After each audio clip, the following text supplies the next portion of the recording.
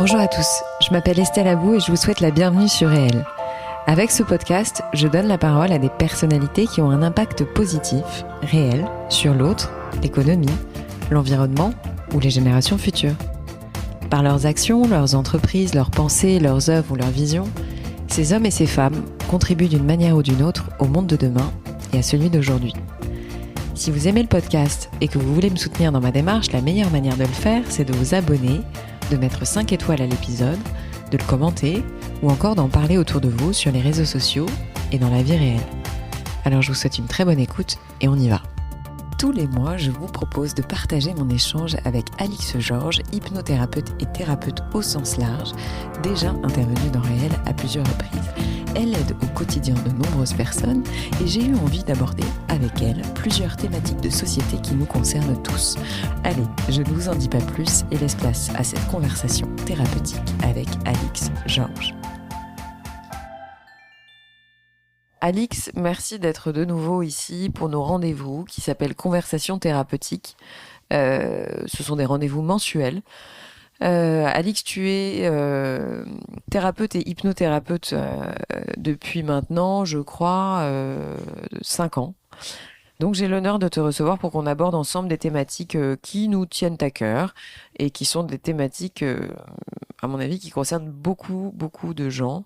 On a abordé ensemble la dernière fois la psychologie de l'enfant et donc on en vient maintenant à la psychologie de l'adolescent parce que c'est dans la continuité.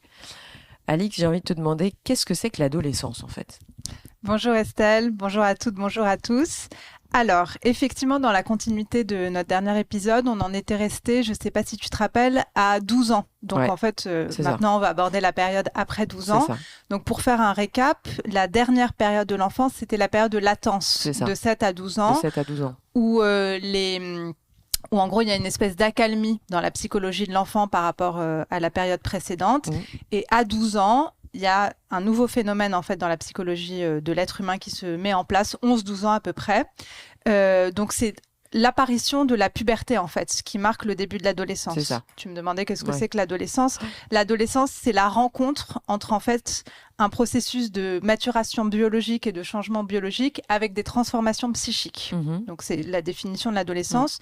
Pour l'OMS, c'est une période de croissance et de développement humain entre l'enfance et l'âge adulte qui a lieu à peu près entre 10 et 19 ans. D'accord. Donc ça, c'est la définition de l'adolescence.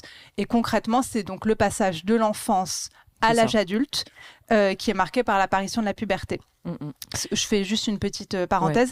La notion d'adolescence est une notion extrêmement moderne qui est apparue à peu près au 19e siècle. Avant, il y avait les enfants et il y avait les adultes. Entre les deux, on parlait de jeunesse en gros. D'accord. Mais la notion d'adolescence, elle a été introduite au 19e avec après la Révolution française, quand en fait il y a des jeunes gens qui ont commencé à sortir dans les rues, à se révolter et à s'exprimer. Et ensuite, donc la psychologie a analysé cette notion, mais c'est très nouveau. D'accord, ok. Mais alors du coup, on a quand même nous déterminé une sorte de, on sait pas trop quand est-ce qu'elle commence et on sait pas trop quand est-ce qu'elle finit quoi finalement. C'est ça, donc c'est ça qui peut-être peut être compliqué à gérer quand on est parent. Oui, alors en fait, on sait quand elle commence. Elle commence, comme je te disais, avec la puberté. Ouais, c'est vraiment c'est le marqueur de l'entrée. Elle est déclenchée. L'arrivée des poils et des boutons. C'est ça, exactement. Elle est déclenchée par des processus biologiques et hormonaux. Donc concrètement, le commencement de l'adolescence, ça va être marqué par les premières règles chez les filles et par les premières éjaculations chez les garçons.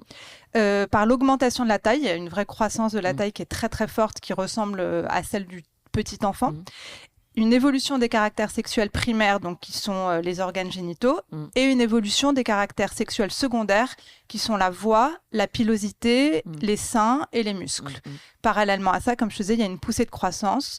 Et chez les filles, ça commence à peu près à 10 ans, et chez les garçons, à peu près à 12 ans. Donc ça, c'est vraiment le début de l'entrée dans l'adolescence physique et hormonale. En revanche, comme tu disais, il n'y a pas de fin claire à l'adolescence, à cette période. Et d'ailleurs, on en parlera peut-être tout à l'heure, mais il y a l'émergence d'un nouveau phénomène qu'on appelle l'adolescence, qui est une espèce de transition entre l'âge adulte. C'est arrivé quand ça, du coup ? Parce que l'adolescence, j'en ai entendu parler il n'y a pas si longtemps que ça. Et c'est un petit peu le fait de ne jamais grandir ou de ne jamais vouloir devenir adulte. C'est ça. En fait, l'adolescence, on la positionne à peu près entre 19 et 30 ans. En gros, c'est l'âge de la vingtaine. C'est cette espèce d'adolescence prolongée. C'est arrivé quand ça a été, en France, ça a été le marqueur de cette notion a été le film Tanguy. Je ne sais pas si tu t'en rappelles. Bah oui, bien sûr. Et en fait, c'est suite à ce film qu'il y a eu tous les publicitaires. Le terme adolescence vient des publicitaires. Hein. C'est une invention des publicitaires. Okay. Et après, il y a eu la mini-série, je ne sais pas si tu te rappelles, Bloqué, avec Aurel San, qui explique justement cette espèce d'adolescence prolongée dans la trentaine. Sur l'adolescence, ce qui est intéressant à comprendre, que ce sont des adultes qui s'identifient à des ados et non l'inverse. C'est pas des ados qui veulent rester ados. C'est des adultes qui s'identifient à des adolescents. Et on pourrait caractériser ça comme un renoncement au fait de vouloir devenir adulte. C'est hyper intéressant, mais enfin, là, j'imagine que ça peut être l'objet d'un podcast à part entière, tellement ça nous reflète des choses sur notre époque. Complètement. Oui, c'est ça. C'est-à-dire qu'un refus d'aller dans le monde réel, un refus d'y aller, un refus d'assumer le fait de devenir adulte, d'assumer des responsabilités, c'est ça en fait. Complètement. Ouais. Parce qu'en fait, si tu veux, on peut détailler ce qui se passe psychiquement dans un processus normal d'adolescence. C'est ça, c'est les étapes, les grandes étapes, les phases et le déroulé psychique de l'adolescence. Exactement. Ouais. Il y a 3 phases dans l'adolescence. La première phase, alors, me demande pas pourquoi, les filles, c'est toujours avant les garçons. Ah oui? Ouais, la première phase, donc c'est 12-13 ans chez les filles et c'est 13-15 ans chez les garçons. C'est la phase dite d'opposition.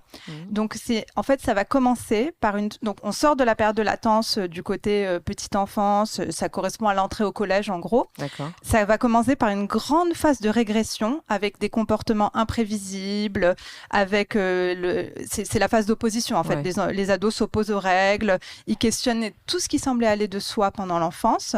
Et à ce moment-là, ce qui va se passer psychiquement, c'est qu'il y a une grande conscience de soi qui commence à se développer, mais qui dépasse.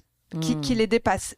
C'est vraiment la sortie du monde de l'enfance. En fait, tout l'enjeu de l'adolescence, c'est apprendre à être soi et à renoncer à l'enfance. Donc l'enfance extrêmement protégée par les parents, avec des modèles parentaux extrêmement marqués, extrêmement protecteurs. C'est une lâchée dans la nature. Tu vois ce que je veux dire? Donc là où l'enfant collé à l'identification de ses parents, son corps va commencer à changer, donc son psychique va commencer à évoluer. C'est jamais concomitant, ça va être par à-coup, tu vois. Je vois très bien. Donc il y a cette première phase d'opposition qui en général déconcerte beaucoup les parents. Ensuite, on entre dans une deuxième phase qui est la phase d'affirmation de soi. Donc chez les filles, c'est 13-16 ans et chez les garçons, c'est 15-17 ans, où le « je veux » va succéder au « je ne veux pas ». Parce qu'en fait, la phase d'opposition juste avant, on peut la comparer au Terrible 2. C'est ça, j'étais en train de faire le lien dans ma tête, c'est-à-dire que j'étais en train de me dire, mais attends, la phase d'opposition, c'est le Terrible 2, il commence à dire non à tout, et dès que tu dis le moindre mot, c'est non, non, non, non, non. Exactement. Donc ensuite, il y a cette deuxième phase où le « je veux » en fait. va enfin émerger. Mais dans le « je veux », il va y avoir quelque chose que les parents connaissent très bien. En fait, le « je veux », c'est « je veux échapper à la banalité, je veux être unique, je veux être exceptionnel, je ne veux surtout pas être comme mes parents, je veux être libre, je veux scandaliser, je veux faire du bruit. Il y a un conflit générationnel. Mais mon fils le fait déjà, tu vois, moi il a 2 ans et demi à peine, il fait déjà je veux ça, et je veux ça, et je veux ça, c'est marrant. Ouais, en fait, tu dis très juste, c'est la psychanalyste française Evelyn Kestenberg qui explique que si tout se joue pendant l'enfance, tout se rejoue à l'adolescence, en fait, l'adolescence va être une réviviscence de tous les conflits qui se sont cristallisés pendant l'enfance. D'accord. Donc, il y a eu cette période de latence qui est comme une espèce de jachère, et à l'adolescence, tout se rejoue. Ça rejaillit, en fait. Exactement. Donc, c'est une phase de reprise des moments de l'enfance qui va, pour l'être humain, servir à parachever. En fait, c'est un parachèvement de toutes les phases précédentes. Et c'est pour ça qu'il y a d'importantes oscillations narcissiques. Donc, tu as des phases d'exaltation, d'euphorie très forte, tu as des phases très dépressives qui vont avoir lieu en attendant que le soi, le moi de la personne se consolide définitivement. D'accord. Ou pas. Alors, c'est ça, oui, parce que parfois, c'est jamais le cas. Dans le ou pas, tu as cette fameuse question de l'adolescence, effectivement. C'est ça. Donc, dans cette phase d'affirmation de soi, donc tu as un côté extrêmement mégalomaniaque, tu as un côté très idéalisé où les ados sont ultra généreux, altruistes, ou à l'inverse très égoïstes. Tout est extrême en fait, tout est très clivé. Ouais. Tu as un désir d'être exceptionnel. La grande figure qu'on connaît tous de cette période, c'est le poète Arthur Rimbaud, qui en fait a écrit ses poèmes à 15 ans. J'ai découvert ça là, pendant mes recherches. Et qui écrivait à 15 ans « Je veux devenir parnassien ». Donc les parnassiens, c'était le mouvement poétique de l'époque, ou rien. Donc tu as ce côté hyper affirmé des choses. Et en fait, il va arrêter d'écrire à 20 ans. Donc, et lui, il venait de province, Charleville-Mézières, il était prédestiné à être médecin et il voulait surtout pas de cette vie. Il a fugué à 15 ans pour aller retrouver les poètes. Il a écrit ses poèmes. Donc c'est vraiment la figure même de cette phase. C'est vrai. Oui. Je savais pas, tu vois, tu m'apprends un truc. Lui, en l'occurrence, c'était un génie. C'est pas le cas de tout le monde. C'est pas parce qu'on écrit des poèmes à 15 ans qu'on devient Arthur Rimbaud. Mais je trouve que c'est une figure intéressante pour les ados. Et après, donc, tu as cette troisième phase qui est la phase d'indépendance. Donc, les filles, c'est à peu près 16-18 ans, les garçons, 18-20 ans, où en fait, tu as un déclin de toutes les idéalisations. Tu as des identifications plus stables qui vont se construire, qui vont perdurer à l'âge adulte. C'est vraiment l'entrée dans l'âge adulte, où tu as une indépendance affective, une indépendance économique et surtout une acceptation de ce passé de ses parents qui va s'installer avec l'accès au travail, l'accès au couple. Et tu vas avoir l'abandon de l'enfance qui va véritablement se positionner. Et comme je te disais, cet abandon de l'enfance et ce passage à l'âge adulte est rendu incertain aujourd'hui dans nos sociétés où il y a du chômage, où il y a de l'incertitude, où il y a des normes qui sont de plus en plus brouillées, en fait, où il y a des rites de passage. Il y a eu beaucoup d'inquiétudes liées au climat aussi. Enfin, des gens qui se disent je veux pas aller dans ce monde-là. Donc, le côté nos futurs, il est très très marqué aujourd'hui. Ouais. Alors 3 phases, donc on résume: opposition, affirmation de soi et indépendance si tout se passe bien. Alors justement, je reviens juste sur les enjeux psychiques, c'est-à-dire que qu'est-ce qui se passe on a compris les grandes phases qui sont quasi chronologiques, enfin opposition, affirmation de soi, indépendance. Mais du coup, qu'est-ce qui se passe concrètement et psychiquement? Tu vois, c'est quoi les enjeux à cette période-là? Alors, le grand enjeu, c'est l'abandon de l'enfance, comme je te disais, et c'est le fait de se confronter à une réalité qui est imparfaite. La réalité, elle est imparfaite. Enfin, en fait, le grand enjeu psychique, ça va être de supporter la réalité imparfaite, de sortir de ce clivage où on idéalise tout, ou alors où on déteste tout. C'est ça. De s'y adapter, ce qui ne veut pas dire, c'est ça qui est très important si des ados nous écoutent, ce qui ne veut pas dire devenir conformiste, ce qui ne veut pas dire devenir cynique, mais ce qui veut dire devenir réaliste et donc abandonner des idéaux qui sont trop absolus, qui sont venus de l'enfance. C'est incroyable ce que tu me racontes parce que ça me renvoie à mon choix de nom de podcast. Réel? Bah oui. Pourquoi? Ah bah oui, c'est ancré dans la réalité. C'est-à-dire que je crois que indépendamment du sujet qu'on aborde, chacun a son tempo, chacun a son temps, tu vois. Et que c'est vrai qu'il y a 5-6 ans, j'ai eu un besoin d'arrêter les idéaux et de... Je sais pas, ça me renvoie à mes propres turpitudes. mais ça nous renvoie tous à ça. Et en fait, c'est une période extrêmement violente. Alors, je trouve que c'est une période qui est vraiment magnifique. C'était Proust qui disait « L'adolescence, c'est le seul temps où on est appris quelque chose ». C'est d'une fertilité, d'une effervescence très forte, mais d'une très grande violence physiquement, puisque en fait, ce qu'il faut se rendre compte, c'est que le point de départ, comme je disais, il est physique. C'est ultra violent quand tu as ton corps comme ça qui change, quand tu ne comprends pas ce qui t'arrive. Il n'y a pas un complexe du homard de Françoise Dolto? C'est un peu... Tu peux nous expliquer un peu ça? Oui. La notion de complexe du homard, effectivement, c'est Françoise Dolto qui l'a théorisée pour expliquer la période de transition. Elle parle de complexe du homard parce que les homards, à un moment de leur vie, vont perdre leur carapace et vont faire leur mue, comme un serpent, en fait, où la carapace va se briser et elle va se fissurer avant de totalement tomber. Et pendant ce temps, le homard est ultra vulnérable, ultra fragile. Il va se cacher derrière des rochers, il va se cacher sous les algues et il va être à la merci des requins et de tous les prédateurs de la nature. Et en attendant qu'une nouvelle carapace repousse définitivement, il va devoir se protéger. Et c'est la même chose, c'est Françoise Dolto donc, qui expliquait ça, qui va se jouer pour l'adolescent jusqu'à acquérir une stabilité adulte. Il arrive dans un monde nouveau. Il a un corps qui est différent, qu'il ne maîtrise pas. Parce qu'en fait, comme je te disais... Oui, c'est ça, c'est au-delà de toi. Il faut se rappeler cette période où tu as des poils qui arrivent, ton corps change, ta voix change. Quand tu es un garçon, la mue, c'est quand même un moment, je pense, assez compliqué à vivre. Tu as les règles pour les filles, tu as les éjaculations pour les garçons, tu as de la poitrine, tu comprends pas... Enfin, c'est violent. Des boutons. Et d'ailleurs, remarque aux parents, c'est vivement déconseillé de pointer toutes ces petites transformations qui sont liées à la puberté, parce que tu as plein d'adultes qui adorent faire ça. C'est déconseillé de le faire parce qu'en fait, l'adolescent, pendant ce temps, a un sentiment d'étrangeté par rapport à lui-même, avec l'acné, la prise de poids, les poils, où il n'a plus de repères.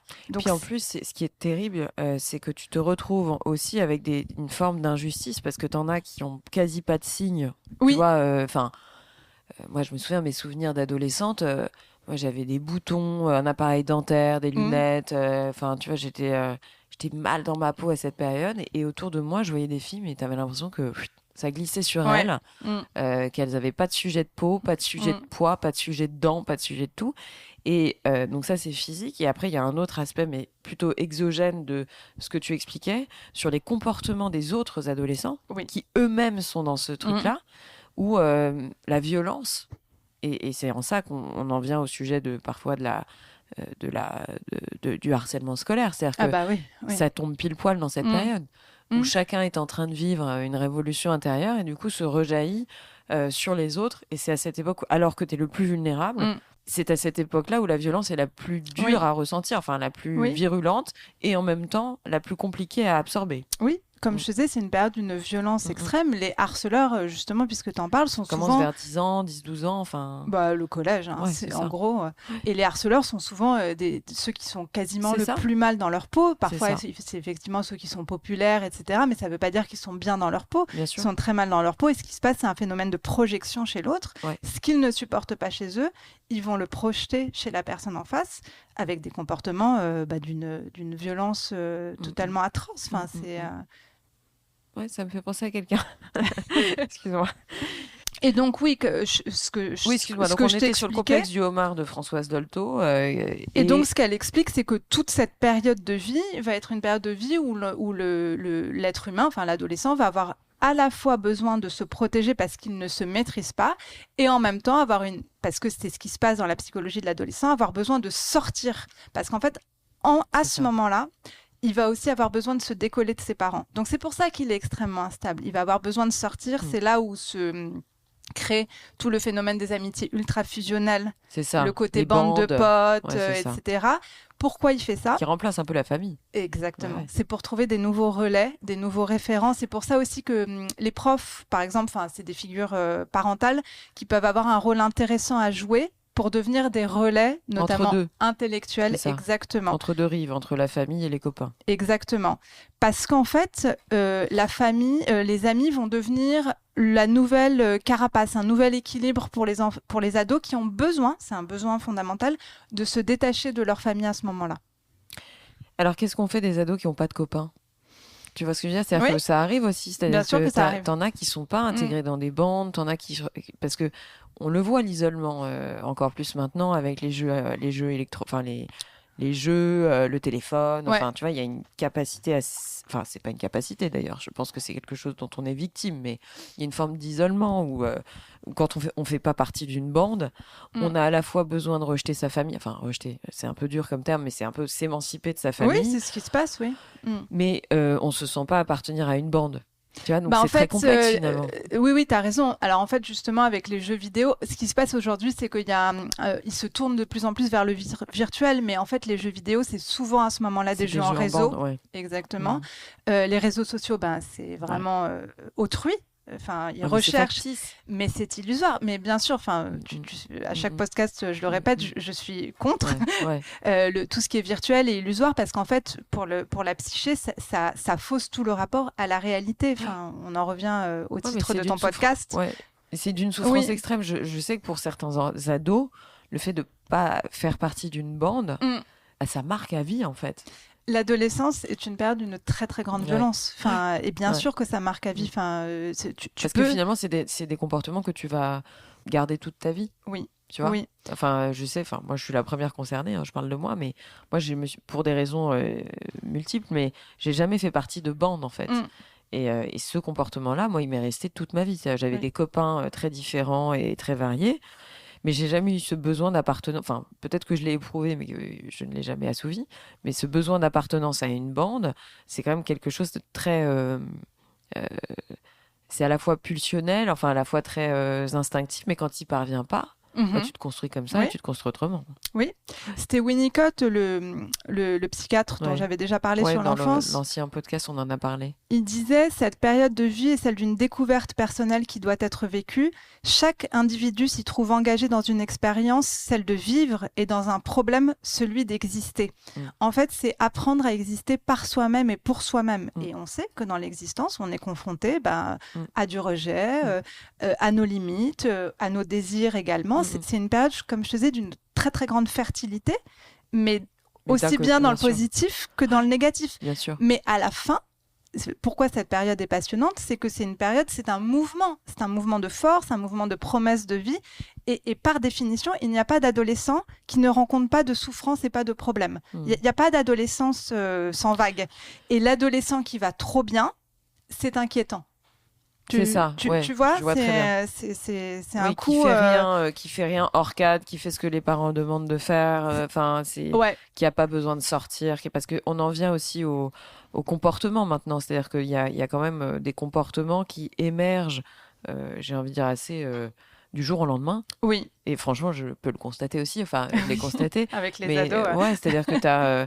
alors, on a parlé effectivement des amitiés fusionnelles, des bandes qui remplacent la famille, mais il y a aussi, d'un coup, ils se mettent à sortir. Oui. À vouloir sortir, aller voir les copains, sortir le soir, pas rentrer, etc. Dire... Tu vois tous les parents dire si tu rentres à minuit 5, t'es interdit de sortie jusqu'à pendant 3 mois. Mais voilà, c'est pour trouver des relais, c'est exister en dehors de sa famille, etc.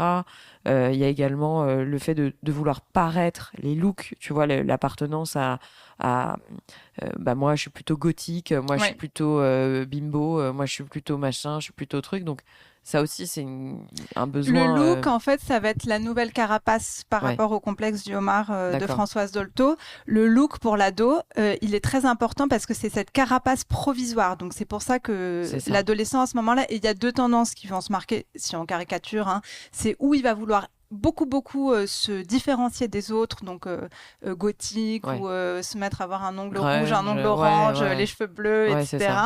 Ou au contraire, il va vouloir beaucoup s'uniformiser. C'est pour ça que si tu fais une sortie de lycée, je sais pas si tu as remarqué, mais ils ont tous, toutes les filles ont le même sac à main, tous les garçons ont les mêmes baskets. C'est en fait pour rentrer dans la tribu, pour être intégré, pour être rassuré. Mais du coup, tu es contre les uniformes à l'école ? J'ai pas d'avis en fait là-dessus. Est-ce que ça a un vrai impact selon toi ? Parce que finalement, moi j'ai toujours pensé que c'était une bonne chose, l'uniforme, pour la simple et bonne raison que ça permettait aux différences sociales de s'effacer, c'est-à-dire que, ou culturelles. C'est le grand argument de l'uniforme. De dire que tu sois pauvre, riche, classe moyenne ou pas, tu vas pas ramener du Dior ou du je ne sais quoi, des marques de luxe dans l'école, et que tout le monde est habillé de la même manière pour justement effacer ça. Donc, Et en même temps... Well, shopping for a car? Yep, Carvana made financing a car as smooth as can be. Oh, yeah? I got pre-qualified instantly and had real terms personalized just for me. Doesn't get much smoother than that. Well, I got to browse thousands of car options on Carvana, all within my budget. Doesn't get much smoother than that. It does. I actually wanted a car that seemed out of my range, but I was able to add a cosigner and found my dream car. It doesn't get much... Oh, it gets smoother. It's getting delivered tomorrow. Visit Carvana.com or download the app to get pre-qualified today. À l'adolescence, puisque là on est vraiment sur l'adolescence, c'est aussi important que l'expressivité puisse s'exprimer, de la créativité du look. Donc tu vois, t'as le pour et t'as le contre. Non, c'est sûr. Donc c'est des carapaces provisoires, tout ça. Et c'est vrai que c'est par phase, finalement, quand on y pense. T'as des phases, j'ai eu les cheveux bleus, j'ai eu les cheveux rouges, je me suis habillée comme ça, et puis à un moment, boum, ça part d'un coup finalement. Oui, parce que en fait, si on théorise psychologiquement, tu as quelque chose qui a réussi à se construire avec cette carapace, et donc c'est possible d'abandonner. Ils sont allés chercher quelque chose en faisant ça. C'est une carapace. Voilà, donc ça les a protégés, ça a une vertu extrêmement protectrice. Mais d'ailleurs, c'est pour ça qu'en fait, à l'âge adulte, tu trouves très peu de gothique, par exemple, alors que tu en as beaucoup à l'adolescence. À un moment, on abandonne en fait ce type de look parce qu'on n'en a plus besoin. Ça a une vertu protectrice au départ. Mais alors ça, c'est pour l'aspect, on va dire, entre guillemets, sympathique et qui est pas très compliqué à gérer. C'est-à-dire, c'est pas si grave de changer de coupe de cheveux ou d'avoir les cheveux bleus, mais ou de se faire des ongles noirs. Mais il y a des conduites à risque quand même qui émergent aussi à cet âge-là pour exister. Complètement. Et là, c'est des conduites à risque pour exister, mais qui peuvent détruire. En fait, c'est exactement ce que tu dis, c'est que le vécu des bouleversements qu'on décrit est tellement violent, et tellement difficile, et tellement insupportable, que comme l'adolescent ne peut pas être, enfin certains adolescents n'arrivent pas à être passifs face à ces changements qui sont beaucoup trop brutaux et qui les assaillent, ils préfèrent c'est un arbitrage, prendre le risque d'une conduite plus à risque pour avoir le sentiment d'exister, d'avoir le contrôle sur les choses. C'est pour ça qu'il y a un côté tellement extrême dans les comportements adolescents, par exemple les consommations de drogue, par exemple, évidemment l'alcool, par exemple l'anorexie, par exemple les insultes, le désordre, l'hypersexualisation, parce qu'en fait le débordement des pulsions intérieures est tellement fort qu'ils vont avoir besoin de prendre des risques pour masquer l'angoisse. Donc c'est la phrase en gros, je risque donc j'existe. Tu comprends ? En fait, c'est une décharge. C'est une décharge des conflits que l'adolescent n'arrive pas à prendre en charge par lui-même. Je ne suis pas du tout en train de te dire que c'est une bonne décharge. D'ailleurs, on conseille aux parents qui sont très souvent, enfin ça on en voit extrêmement souvent, des parents qui sont hyper inquiets par leurs enfants qui ont ce type de conduite. C'est intéressant d'encourager les ados à exprimer cette agressivité, ces pulsions, dans des activités saines. Par exemple, le sport. Le sport, les arts martiaux pour les garçons, ou l'art, ou la créativité, mais des activités saines, énergiques, c'est ça, plutôt que dans ce type de comportement. Et normalement, il y a une bascule parce qu'avec les adolescents, c'est assez facile d'une certaine façon, c'est comme avec les enfants. Comme tout est en mouvement, tu peux assez facilement décaler les choses. Donc normalement, il y a un basculement qui peut se faire. Ça dépend de chacun, évidemment. C'est hyper passionnant. Enfin, vraiment, ça me fait réfléchir sur beaucoup de choses, mais c'est du coup, dans les comportements à risque, on peut peut-être les citer. Il n'y a pas que le désordre ou le fait de devenir agressif, etc. Mais il y a une hypersexualisation qui est... Mais je pense quand même aux jeunes filles. Oui, bien sûr. Enfin, là, je ne peux pas m'empêcher de penser à ça. C'est-à-dire qu'avec les réseaux sociaux, je vois des enfants, enfin, enfants, mais c'est quasiment... des enfants pour moi. Tu soulignes un point juste, c'est que l'adolescence commence de plus en plus tôt. Parce que les phénomènes, même, je ne sais pas si tu vois dans ton entourage, mais les phénomènes purement pubertaires arrivent beaucoup plus tôt. Aujourd'hui, les filles, elles ont de la poitrine à 10 ans, à 11 ans, alors qu'il y a encore 15 ans, c'était plutôt à 12 ans, à 13 ans. Je ne saurais pas t'expliquer pourquoi, je ne sais pas. Mais peut-être qu'on les met plus en valeur. C'est-à-dire que peut-être c'est peut-être ça aussi le sujet, c'est qu'avant, peut-être qu'on les voyait pas, qu'elles les cachaient. Enfin, mais c'est vrai qu'aujourd'hui, je vois sur les réseaux sociaux, enfin, il y a quand même des jeunes filles, enfin, des quasi-enfants, enfin, des adolescentes pour le coup, qui ont 12 ans, qui en paraissent 22, quoi. Enfin, qui mettent qui se mettent très très tôt sur les réseaux en maillot de bain, enfin, tu vois, qui mettent en avant le corps. Pour moi, c'est très perturbant. Enfin, je trouve que c'est quand même... Et puis avec les parents qui sont OK. En fait, elles ne le font pas exprès. C'est-à-dire qu'encore une fois, comme je te dis, les adolescents ne captent pas forcément ce qui leur arrive. Et on sait que les adolescents ont besoin, pour fixer leur image d'eux-mêmes, ils ont besoin d'être validés par les autres. C'est pour ça que le like et que les réseaux sociaux marchent tellement bien pour les adolescents, puisqu'ils ont besoin, comme le corps... Le soutien de la communauté. Comme le corps leur échappe. Tu comprends, ton corps t'échappe à ce moment-là. Tu as besoin d'être validé par les autres pour comprendre ce qui t'arrive. Tu vois ce que je veux dire ? Bien sûr. Donc, c'est pour ça d'ailleurs que les filles passent autant de temps dans la salle de bain à se scruter, à se regarder. D'ailleurs, les garçons le font aussi, parce que le corps leur échappe. Donc, quoi de mieux qu'un réseau social qui te valide ? Tu vois, donc psychologiquement, c'est normal ce qu'elles Ton font. miroir version Mais ce qui n'est pas puissance normal, 1000. et c'est Ouais. important que je finisse Ouais. ce raisonnement, ce qui Ouais. n'est pas normal, c'est que les adultes cautionnent ça parce que c'est C'est ça. totalement n'importe quoi, et que la société cautionne ça. Enfin, je trouve C'est personnellement qu'il y aurait un vrai travail à faire au niveau légal pour mieux contrôler sûr. l'usage des réseaux sociaux. C'est Enfin, évident. je C'est dis rien de évident. nouveau, hein.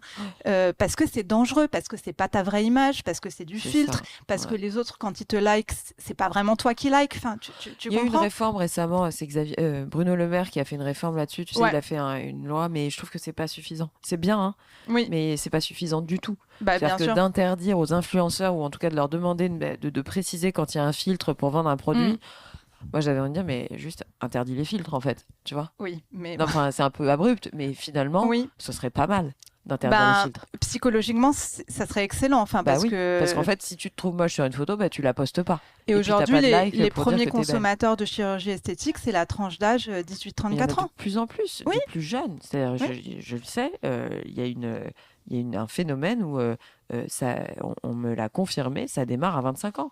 Oui, je te dis, Je la crois que je l'ai première lu dans tranche un d'âge, article. aujourd'hui, c'est 18-34 ans en croissance. Hein. Je te dis pas que c'est plus que les personnes très âgées, mais en croissance de cette portion d'âge, ce sont les plus consommateurs.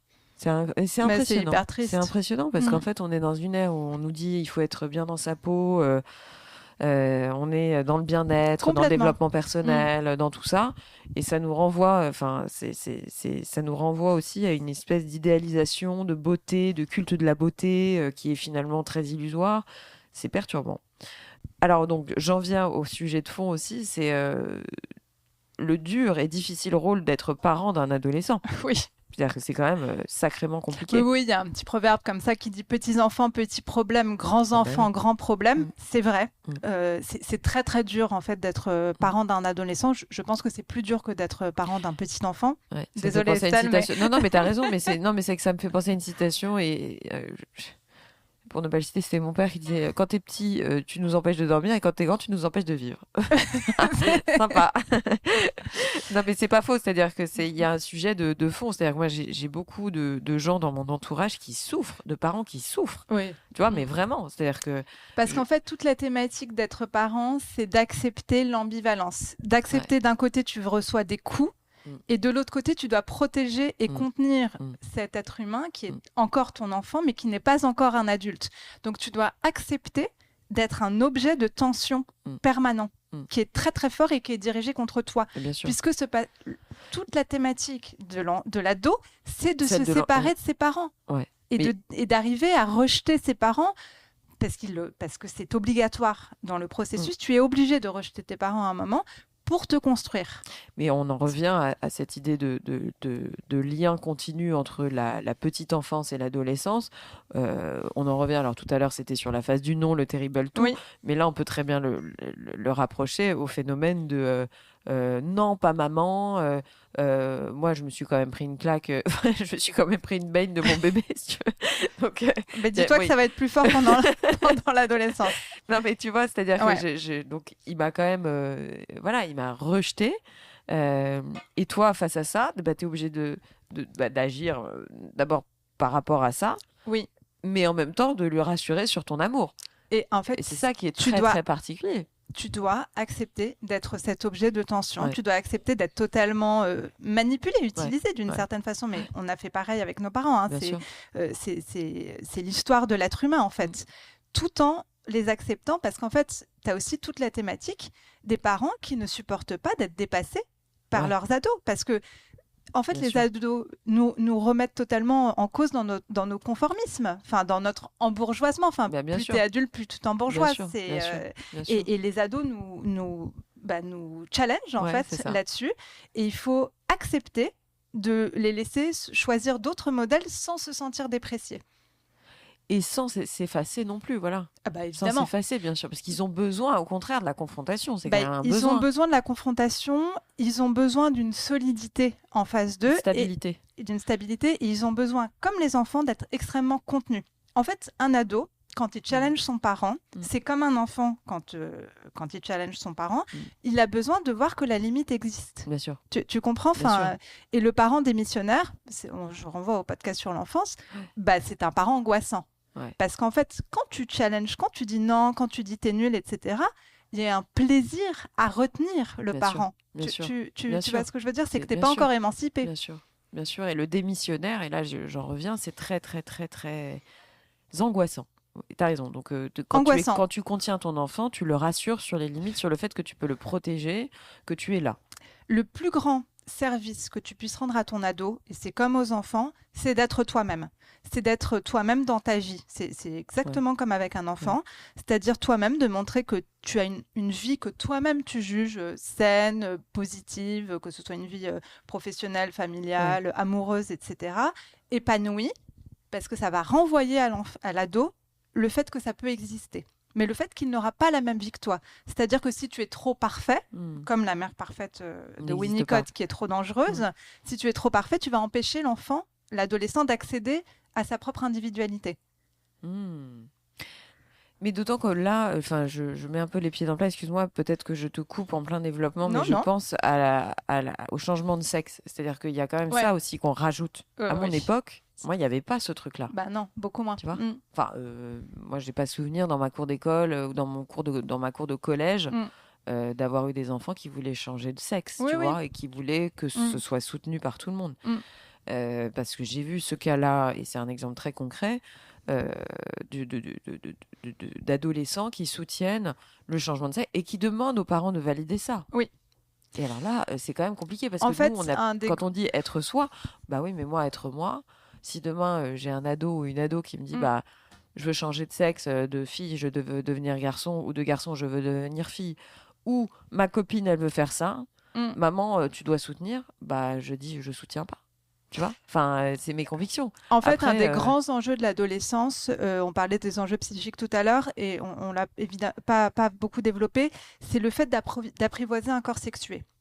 Puisque quand tu es enfant, ton corps n'est pas sexué, par définition. Et là, tu vas avoir un développement en fait, de tes organes génitaux, tu vas avoir l'apparition même de pulsions sexuelles. Tu as des pulsions agressives et tu as aussi des pulsions sexuelles qui sont fortes en fait, à ce moment-là. Et donc, à ce moment-là, effectivement, tu as la sexualité qui va se fixer plus ou moins quelque part. Tu vois ce que je veux dire? Mais c'est pour ça que tous les thérapeutes, il y a même eu un centre en Angleterre sur les changements de sexe, sur la transsexualité, où il y a eu une polémique en fait autour de ça, qui faisait changer beaucoup trop tôt les adolescents de sexe, et en fait où ils se sont aperçus qu'il y avait des retours de personnes après coup qui disaient mais en fait c'était trop tôt, j'étais pas encore fixée, etc. Donc c'est très important. Bon, voilà, la transsexualité, finalement, a toujours existé dans l'histoire. Donc, tu as des gens... c'est ce que je voulais dire. C'est-à-dire qu'il y a un tempo, il y a quand même un timing à respecter. C'est-à-dire que quand tu es trop jeune et que pour tous les développements que tu viens de faire, bah, si tu dis à quelqu'un, alors qu'il n'a même pas fini de se trouver sexuellement ou qu'il n'a pas assouvi ses pulsions, enfin, vécu tout ce qu'on vient de dire, comment veux-tu changer de sexe en fait? C'est compliqué puisque toi-même tu ne sais pas. Et de toute façon, j'ai envie de dire, tu parlais des ados qui demandent aux parents d'être soutenus, mais en fait, c'est pas aux parents de valider ça. Tu vois ce que je veux dire? Les parents, ils peuvent dire, ok, tu te poses des questions en ce moment sur toi, je t'écoute, mais pas plus. Le parent n'a pas à valider ou à infirmer une tendance sexuelle de son enfant ou pas, c'est à la personne elle-même de le découvrir. Tu comprends? Être un bon parent, c'est offrir un regard positif, offrir un regard validant, où tu comprends le vécu de la personne, enfin tu le comprends. Je sais pas si tu peux le comprendre, mais tu l'écoutes à minima, mais tu ne donnes pas ton avis. Tu peux donner des conseils. Ouais, mais c'est très compliqué. En fait, la meilleure attitude, c'est d'écouter. C'est de ne pas rejeter. Ça sert à rien de rejeter. Tu comprends? C'est d'écouter. Et c'est de permettre à ton ado, à ton jeune, d'arriver à sa propre solution tout seul. C'est complexe quand on est parent parce qu'on a envie d'intervenir. Ouais, et puis c'est complexe d'être soi. Tu vois, parce que quand tu dis c'est être soi, c'est le meilleur service qu'on puisse leur rendre. Et en même temps, faut pas dire ce que tu penses. Waouh, tu vois, et en même temps ne pas être démissionnaire. Tu vois, tu marches sur un fil en permanence. Comme je te disais, je pense sincèrement que c'est plus dur d'être parent d'un ado que de parent d'un enfant. Parce que tu dois permettre à autrui d'accéder à sa vie d'adulte, à lui permettre, en fait, potentiellement de te dépasser et en tout cas de se séparer de toi. Mais pour un parent, c'est pas facile, hein. Mais c'est-à-dire qu'en fait, imaginons si tu n'as pas aidé ton enfant à te dépasser ou à être meilleur que toi, on parle de psychisme, on ne parle pas de résultats, peut-être que ça ça va rejaillir en tant qu'adulte après. C'est-à-dire que c'est peut-être aussi pour ça qu'il y a des conflits qui se résolvent, enfin, qui ne trouvent jamais de solution, des conflits familiaux Bien sûr. qui ne trouvent jamais de solution. Oui. C'est-à-dire que tu restes figé sur cet état-là, avec des parents qui ont peut-être pris trop de place, peut-être ont trop porté de jugement, peut-être ont été trop dans le conflit, trop dans l'affrontement, que ça laisse des ruines, et que ces ruines-là, tu te les trimbales en fait toute ta vie, et puis c'est pour ça que tu as des enfants à 45 ans qui sont encore fâchés avec leurs parents, quoi. Oui. D'accord. Je le pense sincèrement. L'énorme enjeu d'être parent, c'est de permettre à ton enfant, à ce moment-là, enfin, on parle vraiment de l'adolescence, de se libérer de ton influence. Quand t'es parent, tu veux forcément avoir une forme d'influence sur ton enfant, c'est humain. On est tous pareils, tu vois. Bien sûr. L'idée, c'est un moment de permettre à autrui d'être qui il est. C'est le fameux « nos enfants ne sont pas nos enfants ». Bien sûr, tu me l'enlèves de la bouche. J'étais en train de repenser à ce poème magnifique. Non, mais c'est du coup, dans la continuité, mais peut-être qu'on peut aussi dire que si tu plonges dans la drogue à, je sais pas, 17, 18 ans, et que tu n'en sors jamais, parce qu'il y a des cas aussi, tu vois, de gens qui finalement s'en sortent jamais, qui ont commencé à leur plus tendre jeunesse, et puis qui se retrouvent à 50 ans toujours dépendants de la drogue, de je ne sais quelle drogue d'ailleurs, avec une espèce de surinquiétude des parents, parce que en fait les parents ne sortent jamais de leur rôle de parents. Alors ça c'est une certitude parce que tu te sens parent, heureusement, mais quand en fait tu as un enfant qui crée ce lien permanent de dépendance à son parent par la drogue, par l'addiction, enfin je te dis pas que c'est de la faute de l'enfant, hein. Il y a forcément une... on peut renvoyer au podcast sur l'addiction, sur voilà, ce mais après après il y a exactement, t'as raison, qui était un très très bon épisode, mais du coup c'est très complexe de comprendre tout ça, parce qu'on le sait pas, enfin tout ce que tu viens d'expliquer, toi ça te paraît limpide parce que c'est ton métier et que t'es dedans toute la journée, mais ça paraît limpide pour personne parce que c'est tellement... Oui, en fait, c'est théorique et après, il y a la pratique. Exactement. Voilà. Exactement. Mais c'est vrai que, du coup, il y a un soutien... parce qu'il y a aussi, je pense, et là, on peut en parler, notamment pour la maternité, mais c'est très complexe de trouver des supports au sein de tes amis. Parce qu'en fait, tes amis, eux-mêmes, ils sont parents. Si ça se trouve, ils sont parents d'enfants du même âge, etc. Mais toi-même, tu as une sorte de honte, peut-être parfois. Peut-être que tu te dis, mais... Enfin, c'est pas de la honte, mais ça peut être de la gêne, ça peut être une sorte de compétition. Et on revient à cet esprit de culte de la performance où on se dit, bah...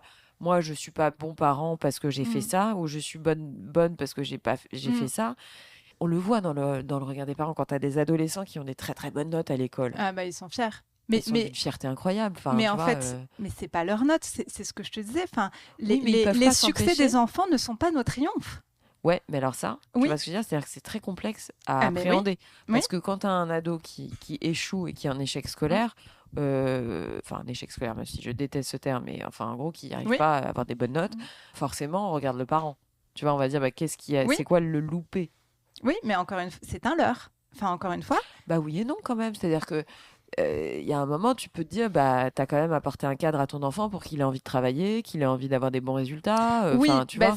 Non, mais tu as raison. C'est-à-dire que c'est toute la thématique du parent d'encourager au maximum son enfant. Mais c'est toute la thématique entre la responsabilité et la culpabilité. Tu vois ce que je veux dire? Enfin, un parent n'est pas coupable. Ou au contraire n'a pas à se glorifier ou de l'échec ou du succès de son enfant. Bah, je trouve en revanche, il est responsable. C'est-à-dire que, voilà, il y a un âge légal qui est 18 ans. Enfin, tant que ton enfant est sous ton toit, tu es responsable légalement de lui. Enfin, s'il est en danger, enfin, tu as une responsabilité vis-à-vis de ton enfant.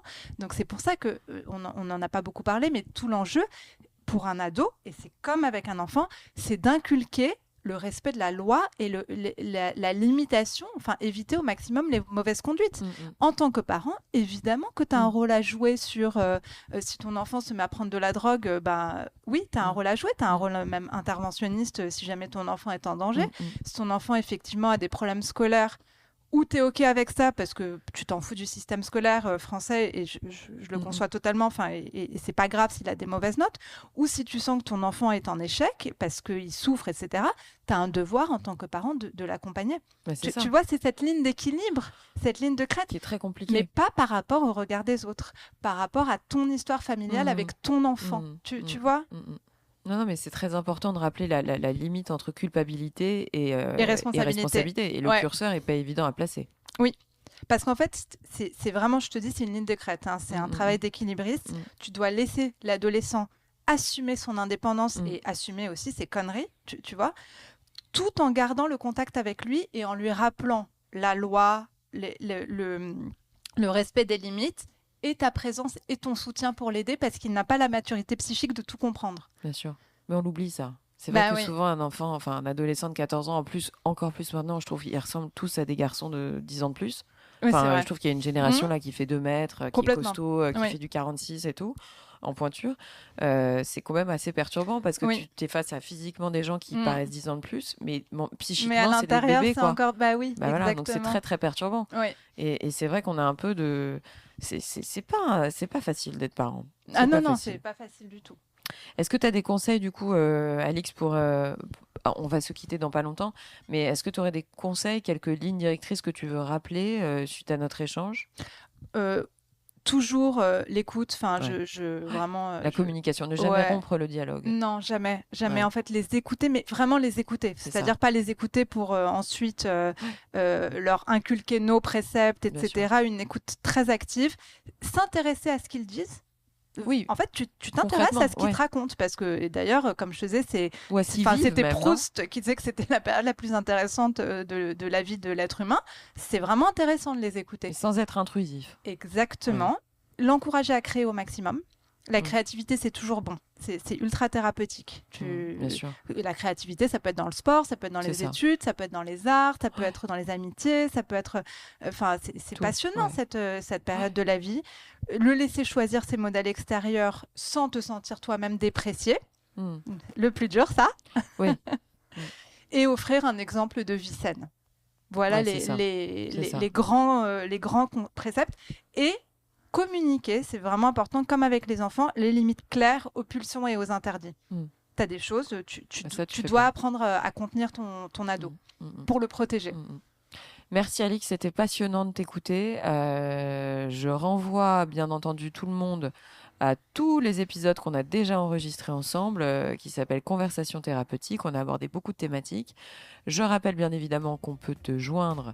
Tu t'appelles Alix Georges. En tapant ton nom sur n'importe quel moteur de recherche, on te retrouve.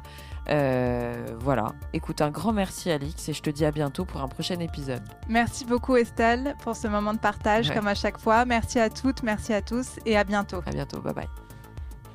Voilà les amis, c'est la fin de cette interview, j'espère qu'elle vous a plu. Si c'est le cas, n'oubliez pas de partager l'épisode via les plateformes d'écoute comme Acast, Apple Podcasts, Spotify ou votre application de podcast préférée. Le partage et la notation du podcast sont super importantes pour moi, donc je compte sur vous pour mettre des étoiles et des commentaires là où c'est possible. Pour vos suggestions d'invités, n'hésitez pas, je suis joignable sur le compte Instagram du podcast, Réel Podcast. Merci encore à toutes et à tous d'être de plus en plus nombreux à écouter Réel et à très vite pour un prochain épisode.